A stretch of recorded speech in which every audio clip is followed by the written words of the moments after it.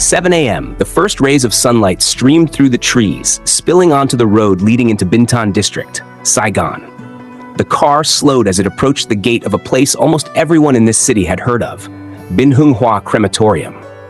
Yet in that moment, the familiar image dissolved. Gone were the peeling yellow walls, the faded paint, the rusty fences, and the cracked sidewalks.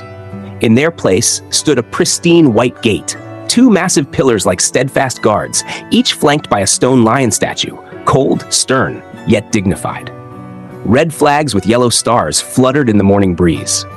Everything was so neat and orderly that I had to ask myself, is this really the Binh Hua I once knew?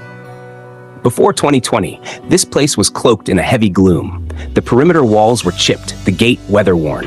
Inside, hearses, buses, and motorbikes crowded every corner. Sidewalks were overrun by makeshift stalls, the sound of funeral drums and trumpets mixing with engine noise and hurried voices.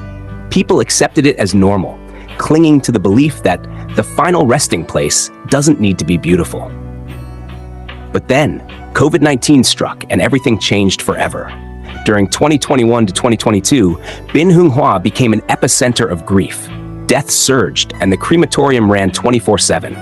On some days, the furnace roared without pause, white smoke curling into the sky, the scent of burning incense mingling with the acrid smell of cremation.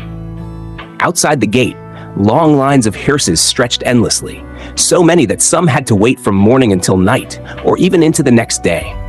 Some bodies were stored in refrigerated shipping containers, queued for their turn to be cremated. Staff in full white protective suits worked under the blazing sun, sweat pouring beneath their masks, eyes bloodshot from sleepless nights.